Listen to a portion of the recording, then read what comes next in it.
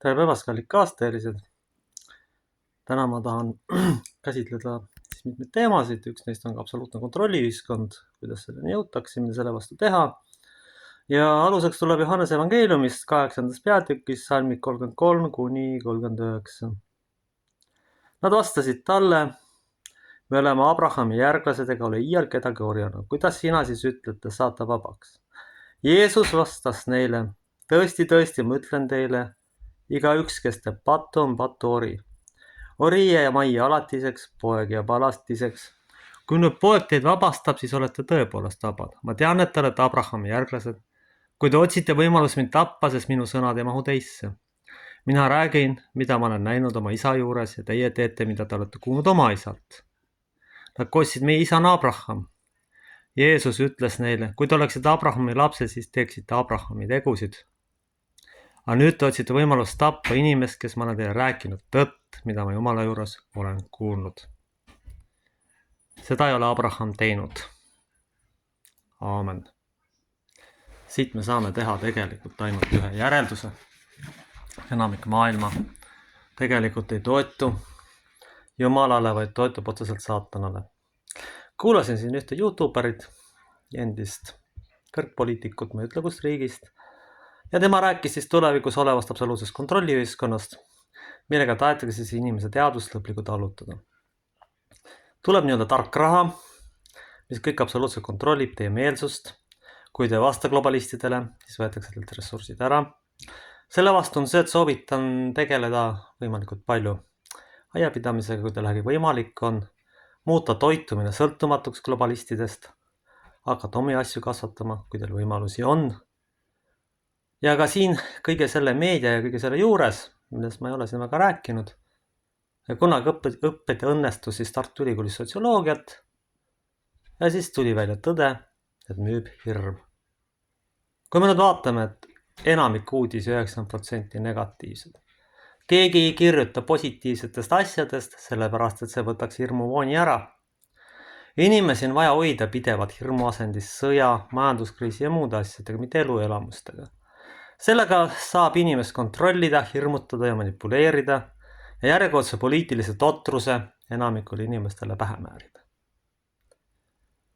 Tegelikult soovitan kallid kaasteelised üldse ennast ära lõigata täielikult peavoolu meediast, ainult hädavajalik uudisi kuulata, mitte mingil juhul vaadata, mis sealt tulemas on, sest see on puhas vale. Tegelikult on peavoolu meedia satanistide käepikendus, mille eesmärk on siis inimesi hirmutada. Kõige parem aitab selle vastu, kui inimesed ise tegelevad oma teadvuse ja teadlikkuse olulise tõstmisega ja püüavad omandada kriitilist mõtlemist, mitte kõike pimesi usaldada. See on äärmiselt tähtis. Me ei saa usaldada globalistide tankiste, kes telekast iga päev vastu vaatavad, kes justkui peaks olema valitsus, aga tegelikult käidavad lihtsalt satanistide korradusi selleks, et rahvaarvu vähendada, selleks, et ebastabiliseerida olukorda. Kui inimene arendab enda teadvust ja teadlikkust, siis ta sellega enam nii väga kaasa ei lähe. Mida siis globalistid on teinud? Üks asi on näiteks kiirabibrigaadide vähendamine, arvu vähendamine, et võimalikult palju inimesi hukka saaks, kui midagi juhtub, mingid õnnetused tulemas on. See on see peamine mõte sellel. Meie äärmiselt tähtis ülesanne on muidugi hoiduda ka enesehävitusest, ikkagi püüda võimalikult palju elada tervislikult, sest globalistide eesmärk on hoida inimese teadvust uimas, siis ei saa inimene kriitiliselt mõelda, siis ta ei hakka neile vastu. Samal ajal kultiveerides hirmu ja viha, on neil hea ettekääne, kui peaks minema märuliks, tuua välja oma jõud ja kehtestada veelgi suuremad kontrollimeetmed, kui teil praegu on. Kindlasti ma olen päris kindel, et võitlus käib pikalt ja väga kaua, kasutatakse kõiki vahendid, maksude tõstmist, hirmutamist, manipulatsiooni, aga tehakse seda nii peenelt, et see paistaks teie tahtena. Näiteks luuakse kunstlik majanduslik kriis ja süüditakse mingid ühiskonnagruppi X selle tekkimises. Sellega saab selle ühiskonnagruppi X likvideerida. Stalinistlikus ühiskonnas oli selleks mingi edukam grupp, kus tegelikult likvideeriti mõtlemisvõimelised inimesed ja aidati võimudel globalistidele kasulikud idioodid, nii nagu see enamikul juhtudel praegu tõepoolest on. Selle tõttu ongi võimalik, et mingisugune järgmine globalistlik muudatus toimub just selle meetodi kaudu. Luuakse näiteks mingitest väikeärimeestest vaenlased, öeldakse, et nad on süüdi mingi viiruse levikuks või nende kaup põhjustab seda viirust või kohalik kodumaine toodang põhjustab seda viirust. Siis valetatakse otseselt andmeid, et näete, nii palju suri, kuigi iga kainelt mõtlev inimene saab aru, et see nii ei ole, aga enamik ära hirmutatud massi läheb sellega kaasa, isoleerib targemad inimesed ühiskonnast ja aitab võimule veelgi rohkem globalistidele kasulik idioote. Selle vastu aitab, ma rõhutan veel kord, oma teaduse tasandi tõstmine.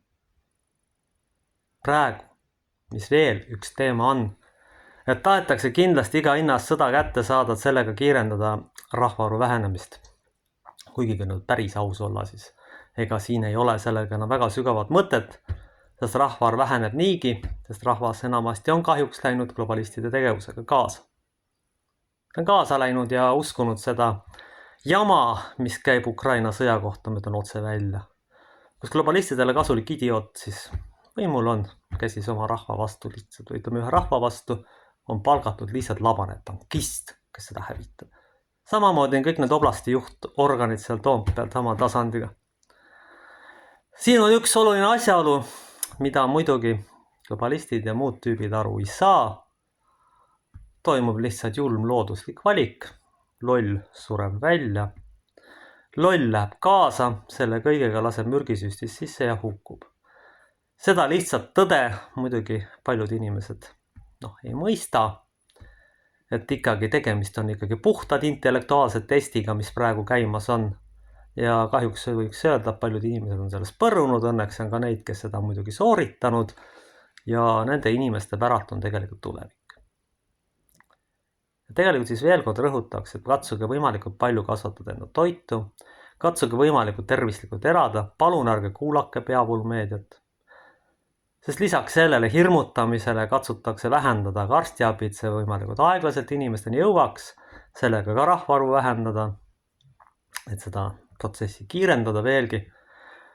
Ja tõenäoliselt ikkagi käib rahvastiku väljavahendamine, sellepärast et Araabia maadest tulevad ja mujalt tulevad inimesed on vähem haritumad ja nendega saab lihtsamini manipuleerida kui eurooplastega.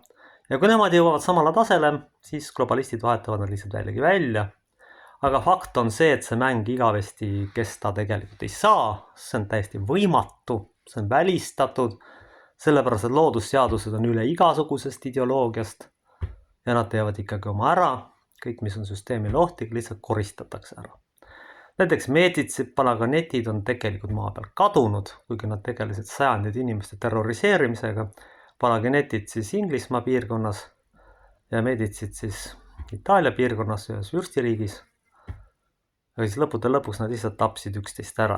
Nii et nendel tuleb arvestada sellega ja neid tapab nende endi ahnus. Soovitan veel kord inimestel võimalikult palju arendada teadust, võimalikult palju loota oma jõule, mitte mingil usaldada peavoolust tulevat informatsiooni, mis on põhimõtteliselt mõeldud inimeste kontrolli all hoidmiseks ja otseseks petmiseks. Muidugi tehakse takistuse ettevõtluse arendamisel, kõige arendamisel, muidugi kehtestatakse idiootlikud reeglid täiesti, mille peale me isegi ei tule.